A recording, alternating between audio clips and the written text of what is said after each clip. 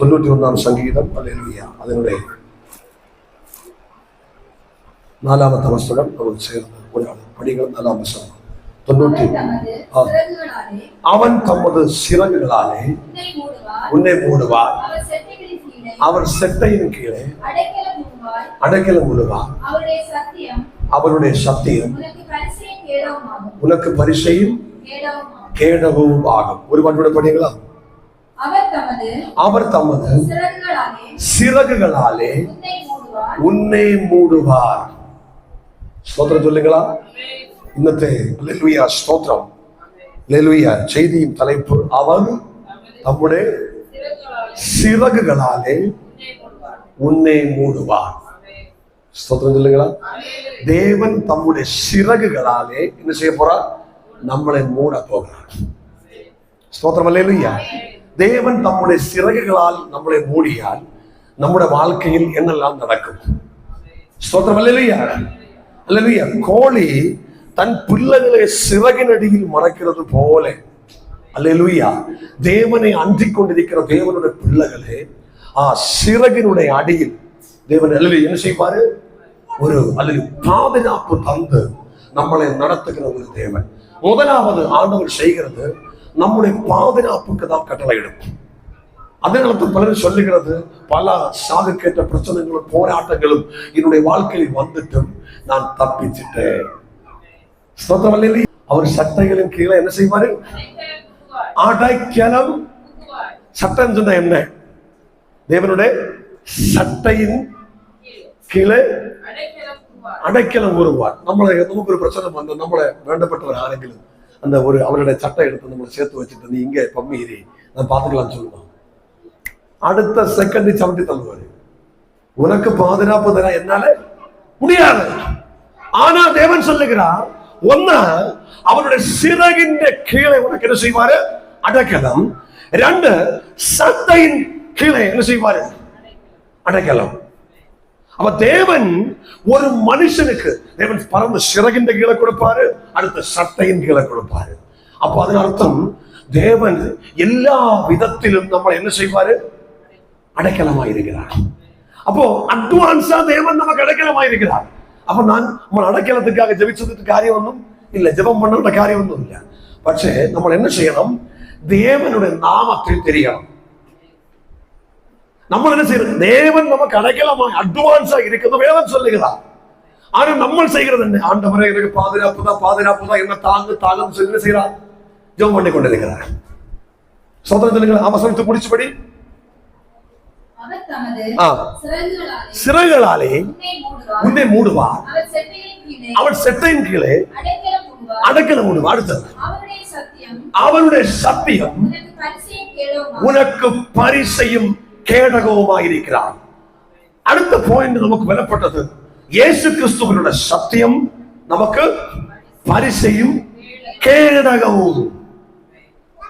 புரிஞ்சிருச்சா? அப்போ 2 வேர்ட்ஸ் 2 வார்த்தையில் சொல்லுகிறேன்.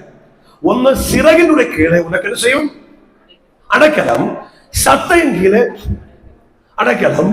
அது சொல்லுகிறது, என்னுடைய சத்தியம் உனக்கு பரிசையும் கேடகம்.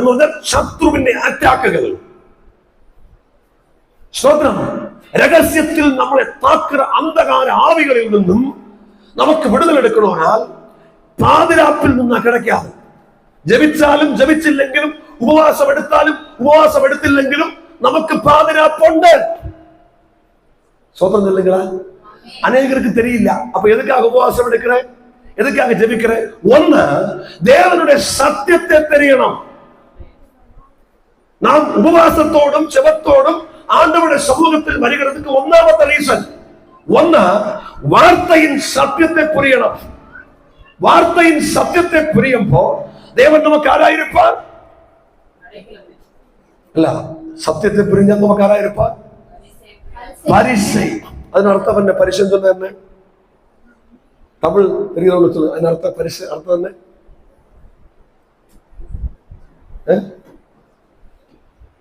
சத்ரு நமக்கு விரோதமாய் தொடுத்து விடுகிறார். அவனுடைய ஆயுதங்களை தடுத்து நிறுத்துற ஒரு கவசம். ஸ்தோத்திரம்.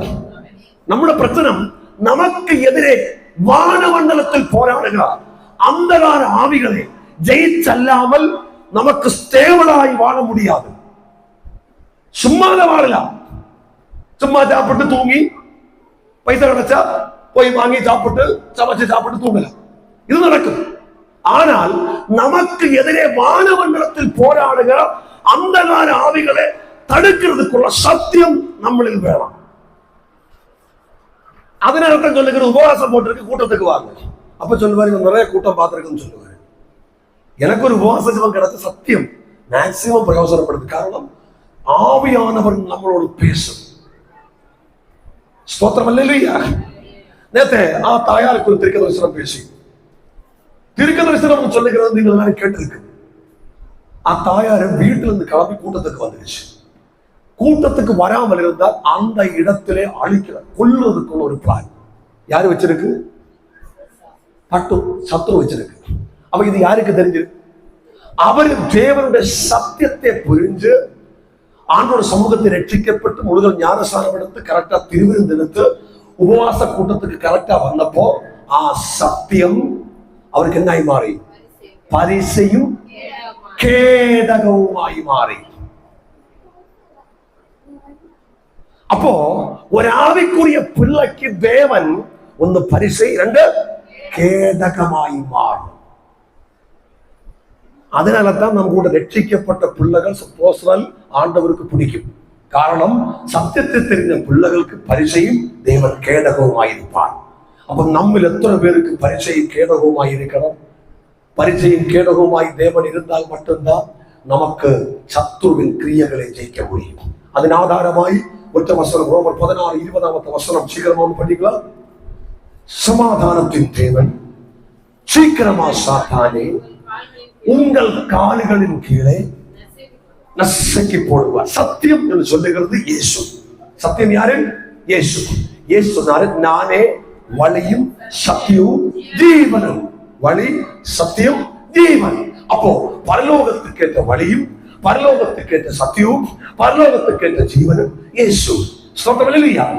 இயேசுவின் பாதை ஒரு மனுஷன் யதார்த்தமாய் பின்தொடர்ந்தால் அவனுக்கு பரிசையும் கேடகவுமாய் இயேசுவாகும். சத்துரு ரகசியத்தில் எய்து விடுகிறார். அவன் ரகசிய சுபாவங்களை ஜெயிக்கிறதுக்குள்ள ஒரு ரகசியத்தில் உள்ள வஜ்ராயுதம் தான் சத்தியம். சத்தியம் நீங்கள் தெரிஞ்சால் இந்த சத்தியம் உங்களை என்ன செய்யும்? விடுதலையாக்கும். ஸ்தோத்திரம் அல்லேலூயா. அதனால தான் ரட்சிக்கப்படு, ஞானஸ்நானப்படு என்னெல்லாம் சொல்லுகிறது. உங்களுக்கு வருஷங்களாய் ரகசிய சுபாவம் உள்ள சத்ருவினுடைய ஆயுதங்களும் தந்திரங்களும் உங்களுக்கு நேரால் உங்களுக்கு தெரியாமலே சத்ரு அழைத்து கொண்டிருக்கிறார். அப்போ ரகசிய சுபாவமுள்ள ஆயுதங்கள் சத்ரு என்ன செய்யும்? ரகசிய சுபாவ குணமுள்ள ஆயுதங்கள் ஒரிக்கலும் ஆயுதத்தை குறித்து எந்த அறிவு நமக்கு இருக்காது. ஆயுதத்தை குறித்து ஒரு அறிவு நமக்கு வேணும்னா உண்மையான சத்தியத்துக்குள்ளாடி நம்ம வந்தால் நமக்கு சத்துரு நமக்கு விரோதமாய் எய்து விடுகிற ஆயுதத்தினுடைய ஒரு கரெக்டான ஒரு தகவல் ஆவியானவர் நமக்கு தரும். சோத்திரம் சொல்லுங்களா. இதனால்தான் சொல்லுகிறது, எச்சரிக்கையோடு ரட்சிக்கப்படும், முழுதல் ஞானஸ்நானம் எடுத்து வார்த்தையின்படி கரெக்டா திருவிருந்தெடுத்து ஆண்டோட சமூகத்தில் நின்றால் உனக்கு விரோதமாய் எழுப்பி வருகிற சத்ருவின் ரகசிய சுபாவங்களே நமக்கு ஜெயிக்க முடியும். ரகசிய சுபாவங்களே ஜெயிக்க முடியாமல் இருந்தால் 100% நாம் தாக்கப்படும். இப்படி தாக்கப்பட்ட அநேக நபர்கள் உண்டு. ரட்சிக்கப்பட்டதுக்கு அப்புறம் நேரே வேற விதமா போகும். அடுத்தது ரட்சிக்கப்படாதவங்களும் உண்டு. இவரெல்லாம் சத்ருவின் ரகசிய சுபாவத்தில் அட்டாக் ஏற்பட்டு உடனே தகர்ந்து எழுத முடியாம சாட்சி இல்லாமலே படுத்து கிடக்கிறோம். அப்போ சத்ருவின் ரகசிய சுபாவம் எல்லாம் கிரியைகளை ஜெயிக்கிறவங்கள் சத்தியம் கரெக்ட் ஆயிட்டு சத்தியத்துக்குள்ளாடி நடந்தால் மட்டும்தான் நம்மளால் ஜெயிக்க முடியும். அப்போ ரகசிய சுபாவங்கள் என்ன? 91 சங்கீதத்தில் ஒரு வார்த்தை கூட சொல்லுகிறது. ரகசிய சுபாவம் 1:3 வசனம் சீக்கிரம் படி. அவன் என்னை வேடனுடைய கண்ணிக்கும் பாழாக்கும் கொள்ள நோய்க்கும் தப்ப வைப்பார். 1வது பாயிண்ட் ரகசிய சுபாவம். 1 வேடனுடைய கண்ணி. அது என்ன கண்ணி? வேடனோட கண்ணி என்ன? நாம் நடந்து போயிட்டு இருக்கோம், போதம் கட்டு விழுகிறது, சும்மா தெரிக்கும் மயங்கி விழுந்து எடுத்து ஹாஸ்பிட்டலுக்கு கொண்டு போவோம், வியாதி கேன்சர் இல்லைக்கு கட்டி. சோதனம் திடீர்னு மனுஷன் 3 மாசம் கூட கொலாப்ஸ் ஆகும், சாகும். அப்போ சத்ரு அவனுக்கு ஒரு கெணி வச்ச போது, வேடனுடைய கெணி வச்ச போது அவன் விழுந்து போகிற அளவுக்கு அவனின் சத்தியம் இல்லாமல் இருந்தது. சோதனம் நோய் வரும், நோய் வராத யாருமே இல்ல. கேன்சர் நோய் எனக்கு வந்திருக்கு. அப்போ நான் இயேசுவிடம் கேட்ட ஒரே ஒரு கேள்வி, உம்முடைய சத்தியத்துக்குள்ளாக நின்று உம்முடைய ஹாஸ்பிட்டல் போகாதே, ஃபர்ஸ்ட் எய்ட் எடுக்காதே, கேன்சர் நோயை கரிச்ச ஒரு இயேசுவை எனக்கு தெரியும். அப்போ என்னுடைய வாழ்க்கையிலும் என்ன வந்துடுச்சு? வேடனுடைய கண்ணி வந்துடுச்சு. ஆனால் வேடனுடைய கண்ணிலிருந்து நான் தப்பிச்சிட்டேன். சொல்றது இல்லைங்களா? அப்போ சத்தியம் நம்மளில் இருந்தால் என்ன செய்யும்? நமக்கு தப்ப முடியும். சத்தியம் இல்லைங்கில் நமக்கு ஒரு காலத்தில் தப்ப முடியாது. ஸ்தோத்திரம் இல்லையா? சத்தியம் இல்லைங்கில் நமக்கு ஒரு ப்ரொடெக்ஷன் உண்டு. ആ പ്രൊട്ടക്ഷൻ தான் நாம் ஃபர்ஸ்ட் படிச்ச 4ஆம் வசனம், അതിന്റെ 1-2 പോയിന്റ്. என்னது? சிறகுகளாலே உன்னை மூடுவார். அடுத்து சட்டைகளின் கீழே அடைக்கலாம். യൂസഫലിക്കും കിടക്കും, മോദിക്കും കിടക്കും. ഇവിടെ ഇരിക്കുന്ന നമുക്കെല്ലാം ഹിന്ദു, മുസൽമാൻ, ജൈന മതക്കാരൻ, ബുദ്ധ മതക്കാരൻ എല്ലാവർക്കും ചിറകുകൊണ്ട് சட்டையின் கீழே அடைக்கலும். നമ്മള് അല്ലാമ പിരിഞ്ഞാ ഉണ്ടല്ലോ, നമ്മൾ மட்டும்தான் விடுதலை. பாக்கியுள்ளவர் என்ன வாழ்ந்துட்டு கேள போயிடலாம். அவருக்கெல்லாம் தேவன் அடைக்கலம் கொடுக்கிறான், அவருக்கெல்லாம் தேவன் பாதுகாப்பு கொடுக்கிறான். ஆனால் அடுத்த பாயிண்ட் தவறும். என்ன கேட்டால் அவருடைய சத்தியம், அவருடைய சத்தியத்துக்குள்ளாடி ஒருத்தன் வந்தால் அவருக்கு பரிசையாய், அவர் கேடகமாய், தேவன் கேடகமாய் மாறுகிறார். இது MBA, BCom அல்லது டாக்டரேட் அடுத்த டிகிரிகள் எடுக்க எடுக்க மனுஷன் நாலேஜ் புத்தி மாறுறது போல கிரேடு மாற்றம். என்னன்னு கேட்டால் நீ மாறியால் தேவன் நின்னை மாற்று. நீ மாறுறதுக்கு ட்ரை பண்ணியால் உன்னை குப்பையிலிருந்து தூக்கும். இல்லாவிட்டால் நீ அப்படியே கிடக்கும். ஒரே சுபாவத்தில், ஒரே மெத்தேடில், ஒரே ரீதி, ஒரே பேச்சு, உனக்கு டிஃபரெண்டே இருக்காது. அப்போ உலக மனுஷனும் நீ எந்த வித்தியாசம் இருக்காது. ஸ்தோத்திரம் சொல்லுங்களா? அப்போ நமக்கு மாறணும்னு ஆசைப்பட்டால், வேடந்த கண்ணில் தப்பிக்கிறவன் நம்ம ஆசைப்பட்டால், முதலாவது என்ன செய்யணும்? இப்படிப்பட்ட வேடந்த கனிகள் நம்முடைய வாழ்க்கையில் உண்டு. அவசரம் 1 4 3 வேடனுடைய கண்ணிக்கு பாழாக்கும் கொள்ள நோய்க்கும் தப்பு வைப்பார். பாழாக்கும் கொள்ள நோய். சோத்திரம் சொல்லுங்களா? அப்போ பாழாக்கி விடும் கொள்ள நோய். கொள்ள நோய் சொன்னது திடீர்னு வருகிறா தெரியாத நோய்கள், திடீர்னு வருகிறோம். சில ஆளுகளுக்கு கடினமா நான் பார்த்திருக்கு, கடினமா தலைவலி. நான் யாரையும் பர்சனலி தெரிஞ்சுட்டு பேசுறதல்ல, கோபனா சொல்லுகிறது. கடினமான தலைவலி பாழாக்கி களைகிறதுக்காக எழுதி வருகிற கொள்ள நோய்கள். சில ஸ்திரீகள் கொண்டு, புருஷன்மார் கொண்டு, எந்த ரீதியில் அவருக்கு சாட்டிஸ்பேக்ஷன் இல்லை. அது எப்ப வந்தோ அழைச்சிட்டு ஒரு வல்லாத்த அவஸ்தையா இருக்கு. பாழாக்கும் கொள்ள நோய்கள். സ്വതവല്ലിയെ നമ്മളെ പാഴാക്കി വിടുகிறதுக்காக சத்துரு உருவாக்குற ഈ തന്ത്രങ്ങളെ ஜெயிக்கிறதுக்காக நாம் ஆயத்தமாயிല്ലെങ്കിൽ தவறி போகும். അതിനുடைய അടുത്ത വസനമും 6ാമത്തെ വസനം, അടുത്ത നോയെ കുറിച്ച് അടുത്ത പോയിന്റ് 5ാമത്തെ പോയിന്റും 6ാമത്തെ പോയിന്റും പടി. അടുത്ത இரவில் உண்டாகிற பயங்கரம் എന്ന് കേട്ടാൽ இரவுன்னு சொன்ன இப்போ രാത്രി எப்படி ஆவதெങ്കിലും இவன் தூங்க போகும். ഈ വാർത്തயின் അർത്ഥം தெரியாததனால் മലയാളത്തിലുണ്ട്, രാത്രിയിൽ சொன்னல்லையா, രാത്രിയിൽ ഉറങ്ങാൻ പോകുമ്പോ പരാതി, உறக்கம். இனி என்ன ஆகும் நாளை, இனி அவஸ்தை என்ன? அப்போ சொல்லும், நீங்க சொல்லுகிறது சும்மா பேசாதுங்க, எல்லா மனுஷனும் இப்படிதான் இல்ல. அவருடைய சத்தியத்துக்குள்ளாடி நடக்கிற ஒரு மனுஷன் பயப்படவே மாட்டான். உண்மையா சத்தியம் இருந்தா அவன் சுகமாய் தூங்கும். நாளை குறிச்சோ மறுநாளை குறிச்சோ அவன் யோசிக்க மாட்டாரு, அவன் அழாது. மை எக்ஸ்பீரியன்ஸ், எந்த எக்ஸ்பீரியன்ஸ் சொல்லுகிறது. எனக்கும் வாழ்க்கையில் புத்திமுட்டுகள் உண்டு, பிரச்சனைகள் உண்டு. ஆனால் ആ ബുദ്ധിമുട്ടുകൾ എന്നെ തൊട്ടും എന്നെ തലോടിയും എന്നെ പിടിച്ചു കെട്ടിയും മുന്നേറിപ്പോകാം. സ്തോത്രം. പടുക്കയിൽ ജപിച്ചിട്ട് പടുത്ത സുഖമായി തോന്നും. இந்த வார்த்தை பயங்கரமான தீவிரமானது. அநேகருக்கு தூக்கமில்லை, ராத்திரி தூங்க முடியல, திரும்பியும் மறைஞ்சும் கிடக்கிறோம். காரணம் என்ன? அவருடைய சத்தியம் இல்ல. சத்தியம் இருந்தாலும் சத்தியத்துக்கு ஏற்றபடி நடக்காது. ஸ்தோத்திரம் சொல்லுங்களா? ഈ പറഞ്ഞ കാര്യങ്ങൾ ഏതെങ്കിലും കാശ് കൊടുത്ത് വാങ്ങാൻ கிடைக்குமா?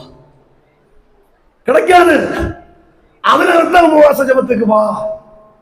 അതിനർത്ഥം മാക്സിമം ഉപവാസ ജപത്തിൽ വരുമ്പോ பெரிய காணிக்க போலும் நான் மனசால் எதிர்பார்க்க. எனக்கு நிறைய கஷ்டங்கள் நான் எதிர்பார்க்க மாட்டேன். காரணம், நம்ம எதிர்பார்த்துட்டு ஒருத்தர் நாளை இதனകത്ത് வராதிருந்தா அது நான் செய்யற தவறாகும். அதனால என்ன செய்ய மாட்டாரு? மேக்சிமம் அந்த மாதிரி ஏறி நான் நிக்க மாட்டாரு. காரணம், எப்படியாவது என்ன செய்யலாம்? அந்த சத்தியத்தை தெரிஞ்சு இவன் ராத்திரி தூங்க போகும்போ இவனுக்கு சமாதானமாய் படுக்கணும். கொள்ள நோய் இவனை தாக்க கூடாது. வேடனுடைய கண்ணி இவனை தகர்க்க கூடாது. அடுத்து இரவில் உண்டாகிற பயங்கரம். வாழ முடியல. காலையில் எழும்பிய ஒரே பராது ஜெபிப்பாரு, ஜெபிச்சாலும் மாறாது. காரணம், இவன் ஜெபிக்கிறதுக்கு தெரியுமா? பிரச்சனை மாறுறதுக்காகத்தான் ஜெபிக்கிறது. பிரச்சனை மாறுகிறதுக்கு ஜெபிக்கிற ஒருத்தனுக்கு உண்மை இல்லை, சத்தியம் இல்லை. ஸ்தோத்திரம் சொல்லுங்களா? ஆண்டவரே, சத்தியத்துக்குள்ளாடி இருந்து அல்லேலூயா பிரச்சனை மாறுறதுக்கு ஜெபிக்க கூடாது. ஆண்டவரே, இந்த சத்தியத்தில் என்ன செய்யணும்? சகல சத்தியத்திலும் வழிநடத்த.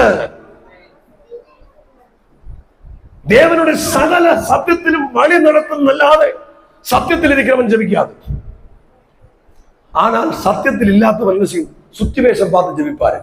வார்த்தையும் தெரியல, எனக்கு சக்கை வேணும், மாங்க வேணும், இன்னைக்கு இது வேணும், அது வேணும், நான் என்ன செய்யணும் தெரியல. பராணம் பிடிச்சு ஆத்திரப்பட்டு ஆலமானப்பட்டு கடைசியில் காலையில் எழும்பும்போ ரொம்ப அஸ்வஸ்தம். செய்யறது தெரியாது, வர்ற கோளு, யாரிடத்து என்ன பேசணும் தெரியும், அது இதுவெல்லாம் பேசி சமாளிச்சு மொத்தத்தில் குழப்பம். காலையில ராத்திரி ஆகும்போ போய் படுக்க முடியாது. காரணம், இப்ப பேசிய பேச்சிலே குழப்பம் வந்துருச்சு, ராத்திரி தூங்க முடியாது. சொல்லுங்க, ஏகப்பட்ட பிரச்சனைகள். அதான் எழுதி வச்சிருக்கிறது. இரவில் உண்டாகிற நம்ம முகாந்திரம் உண்டாகிற பயங்கரம். சத்தியம் இல்லாததினாலே, உண்மை இல்லாததினாலே, நம்மில் வார்த்தையினுடைய சத்தியம் இல்லாததினாலே நம்ம உண்டாக்குற பயங்கரமான தீவிரமான காரியங்கள். ஸ்தோத்திரம் சொல்லுங்க. இப்படி மனுஷன் நடந்ததினாலே மூலவியாதி பிடிச்சு பயங்கர நோய்கள், பிரச்சனைக்கும் உடம்புல ஒரு சுகமும் இல்ல. இப்படி எல்லாம் மனுஷன் மாறுகிறதுக்கு காரணம் சொல்லுகிறது, வயசு சின்னதா இருப்பாரு, நோய்கள் பெருசா இருப்பாரு. இதனுடைய காரணம், நோய்கள் எல்லாருக்கும் வரும். ஆனால் கொள்ள நோய்களே ஜெயிக்கிறதுக்கு ஒரு சத்தியம் நம்மளில் வேணும். மனுஷன் மண்ணு, யாரும் இரும்பல்ல. எப்பொழுதும் நோய்கள் வரும், பிரச்சனைகள் வரும், பிரயாசங்கள் வரும். பட் பிரச்சனைகளிலே விழுந்து கிடக்க நம்மளால் முடியாது. இதை ஜெயிக்கணும். இதை ஜெயிக்கிறவங்க இயேசுவின் சத்தியம் நமக்கு வேணும்.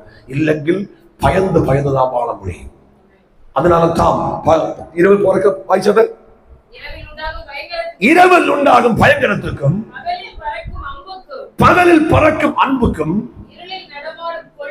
வாசிச்சு போக கூடாது. பகலில் பறக்கும் அம்பு.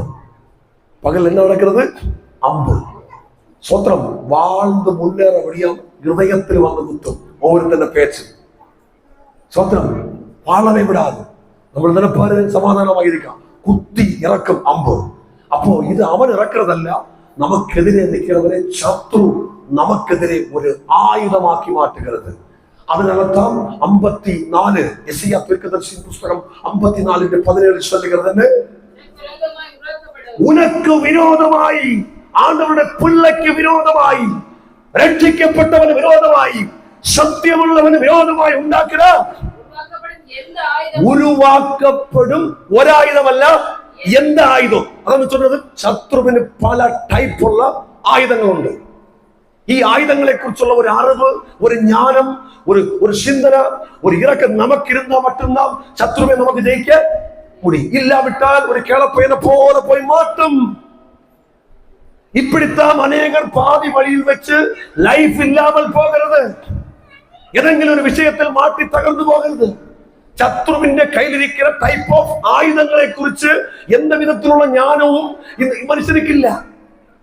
சும்மா நடக்கிற பேசுகிற வாய் பேசுகிற பெருமை பேசுகிற பாராட்டுகிற போகிற பெருமை பேசுறவன் உள்ளிலே யாரு கேறி பெருமை உள்ளவனோடோ ஆரெதிர்த்து பாரு தேவன். நம்மளவே ஜெயம் கொள்ளக்கூடாது. சத்துருவே நமக்கு ஜெயிக்கிறோம். ஒரு ஜெய ஜீவிதம் நமக்கு அவசியமா. ஒரு ஜெய ஜீவிதம் நமக்கு கிடைச்சால் மட்டும்தான் நமக்கு முன்னேறி போக முடியும். இல்லாவிட்டால் எவ்வளவு காலம் மொத்தம் அழுகையினால தவிச்சு நமக்கு வாழலாம். அப்படி இயேசு ஒரிக்கலும் சொல்லி இல்ல. இயேசு நமக்காக கண்ணீர் விட்டது நம்மளை தவிச்சிருக்கிறதுக்கல்ல, நம்ம நித்திய சமாதானத்துக்குள்ளாடி வருகிறதுக்காக.